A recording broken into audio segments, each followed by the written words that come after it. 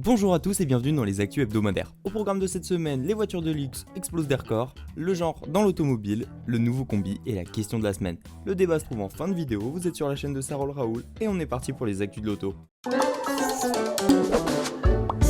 Les marques automobiles de luxe continuent de voir leurs ventes progresser au troisième trimestre, avec de nouveaux records en perspective après des sommets déjà atteints en 2021. Seul Aston Martin, en plein redressement, affiche des pertes. Mais où s'arrêteront les marques automobiles de luxe après des résultats déjà fastes en 2021, puis au premier semestre et au deuxième semestre? La tendance s'est clairement poursuivie au troisième trimestre. Rolls-Royce, symbole de luxe ultime avec un catalogue de modèles qui démarre au-dessus des 300 000 euros, vient par exemple de livrer 1510 véhicules entre juillet et septembre. C'est 181 de plus qu'au troisième trimestre 2021. Et de quoi améliorer encore son bilan depuis le début de l'année avec 4701 livraisons. La marque de Goodwood est bien partie pour battre son record de 5586 voitures produites l'an dernier. Une goutte d'eau dans les ventes de son propriétaire, le groupe BMW. Les ventes de Rolls-Royce représentent 0,26% de la production totale de 1,75 million d'unités depuis le début de l'année. Mais une contribution non négligeable aux résultats. Même si BMW ne donne pas le détail des résultats financiers par marque, le groupe allemand a enregistré un chiffre d'affaires de 103 milliards d'euros sur les 3 premiers trimestres, en hausse de 24,5%, avec un bénéfice net de 16,4 milliards d'euros. Chez Volkswagen, le luxe a le sourire. Le groupe Volkswagen vient aussi de publier ses résultats. Parmi ses marques les plus prestigieuses, on retrouve Porsche, qui a particulièrement réussi son introduction en bourse, en confirme sa bonne santé financière. Le volume de vente progresse peu depuis le début de l'année, à 221 512 voitures, soit une progression de 2%. Mais la hausse des prix se retrouve dans le chiffre d'affaires, 26,74 milliards d'euros sur les 9 premiers mois, en hausse de 15,7% et une marge brute opérationnelle de 5,5 milliards d'euros contre 3,59 milliards l'an dernier. Même bonne santé chez Audi avec un chiffre d'affaires de 44,6 milliards d'euros sur les 3 premiers trimestres pour un bénéfice de plus de 6 milliards, soit une marge d'exploitation de 14%. Lamborghini et Bentley voient aussi leurs ventes augmenter, respectivement de 7,6% et de 3,5%. Malgré un bénéfice net doublé sur un an au troisième trimestre 2022 à 4 milliards d'euros, Mercedes-Benz reste de son côté plus prudent, évoquant le degré exceptionnel d'incertitude entourant les conditions macroéconomiques et géopolitiques. D'autres effets dus à l'évolution rapide de la situation en Russie et en Ukraine ne sont pas connus et n'ont pas encore été pris en compte dans nos chiffres clés, mais pourraient éventuellement avoir des conséquences négatives importantes sur nos activités commerciales, prévient le groupe dans son communiqué. Un contexte difficile qui n'empêche pas le groupe allemand de se féliciter du bon niveau des ventes de modèles de luxe et le doublement des livraisons de ses modèles électriques. Ferrari en pleine forme avant son SUV. Autre grand symbole de luxe et du sport auto, Ferrari affiche également une santé de fer. Sur les 9 premiers mois de l'année, le groupe de Maranello a engendré un bénéfice de 718 millions d'euros, en hausse de 16% et des recettes de 3,72 milliards d'euros. Le carnet de commandes bien rempli permet même à Ferrari de relever ses prévisions de chiffre d'affaires pour cette année et jusqu'à 6,7 milliards d'euros à l'horizon 2026. La marque italienne mise notamment beaucoup sur son premier SUV, récemment dévoilé, le Puro Sangue. De quoi reproduire le succès de l'Urus chez Lamborghini ou du Cullinan chez Rolls-Royce. Seul ombre au tableau dans ce panorama des marques de luxe, Aston Martin. Malgré une hausse de ses ventes, la marque britannique a vu ses pertes multipliées par plus de 2 au troisième trimestre. Aston Martin a accumulé les déconvenus depuis son entrée ratée en bourse à Londres fin 2018. Sauvé de la faillite début 2020 par le milliardaire canadien Lawrence Stroll, l'entreprise cherche désormais à évoluer encore davantage vers le luxe et à amorcer le virage vers l'électrification.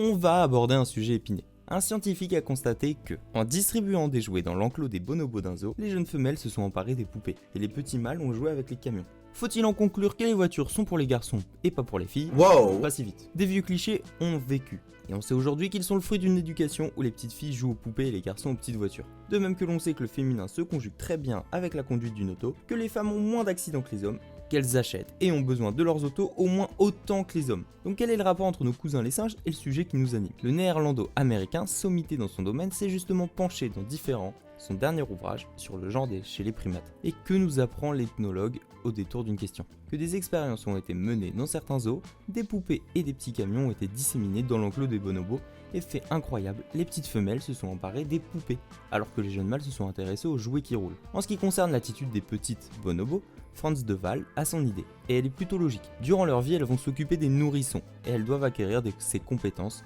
C'est donc une façon pour elles à apprendre à le faire. En revanche, pourquoi les jeunes mâles jouent-ils avec des camions? Il ne sait pas. Alors il avance une hypothèse, qui émane de ses confrères, et qui indique que les mâles ont un niveau d'énergie plus élevé que les femelles, et que ces jouets leur permettraient de la dépenser. Dans la nature, les petites bonobos jouent avec des rondins de bois qui deviennent leurs poupées. Évidemment, cette expérience a eu lieu dans un zoo et les jeunes bonobos n'ont pas accès à des autos miniatures ou à des poupées dans leur milieu naturel. En revanche, de jeunes demoiselles singes à l'état sauvage ont été observées en train de ramasser des rondins de bois. Elles leur ont construit des nids et les ont traités comme des nourrissons. Quant aux garçons bonobos, nul ne les a observés en train de faire rouler des cailloux. Quelle conclusion tirer des travaux de Frans de Waal? Il livre lui-même un début de réponse. Certains pensent à supprimer les genres et à agir comme si les garçons et les filles étaient similaires. Pour moi, ce n'est pas la solution. Le problème de l'inégalité des genres n'est pas le genre, mais l'inégalité. En clair, on peut être différent et accepter les différences. Et que les petites filles jouent indifféremment aux poupées et aux petites autos, et que les garçons en fassent autant. Dans tous les cas, on aimera tous la Golf 2. En 1969, alors que sur la scène de Woodstock se produit Jimi Hendrix, Joe Cocker ou encore les Who, en coulisses, la photo d'un minibus décoré de façon psychédélique va faire le tour du monde. Et ce véhicule, c'est le combi Volkswagen, un véhicule dans lequel on peut manger, dormir avec un moteur de coccinelle. Aujourd'hui, une nouvelle version de ce mythique combi ressort en électrique. Son nom ID Buzz. 204 chevaux dans le coffre arrière, comme à l'époque, mais le poids change. 2,4 tonnes, le double du poids de l'ancien. La nouvelle version conserve l'ADN de l'ancienne, mais elle est équipée comme une voiture moderne. Phare LED, climatisation automatique, régulateur de vitesse. À l'intérieur, c'est vraiment un minibus. Une fois les portes latérales électriques ouvertes, la banquette arrière coulissante peut accueillir aisément 3 adultes. En passant en configuration plancher plat, la banquette se coulisse et il n'y a plus qu'à y glisser un matelas. Volkswagen compte sortir une version 7 places du véhicule dans l'esprit d'un vrai van, on explique Charles Hervé, responsable des véhicules utilitaires chez Volkswagen. On est en train de travailler sur une version californienne, donc une version van aménagée de cette ID Buzz, qui permettra d'avoir un van totalement habitable, avec de vraies couchettes et une vraie kitchenette. Dans quel cas peut-on doubler par la droite? En France, il existe quelques exceptions qui autorisent les dépassements par la droite. Sur une route à double sens, lorsqu'un véhicule ralentit en serrant la ligne médiane pour tourner à gauche et qu'il y a suffisamment de place à droite, ou bien sur une route à 3 voies, si la voiture est arrêtée dans la voie centrale. On peut dépasser par la droite un tramway qui circule au milieu d'une route à double sens, à condition que des passagers ne soient pas en train de descendre du côté droit. Pour les autres cas, le dépassement par la droite est totalement interdit, notamment sur autoroute, même lorsqu'un conducteur distrait ou obstiné utilise la voie de gauche alors qu'il devrait rouler sur la voie de droite. Il ne faut pas non plus, bien sûr, utiliser la bande d'arrêt d'urgence pour doubler. La semaine dernière, on vous a demandé si selon vous le contrôle technique a-t-il un sens pour les motos.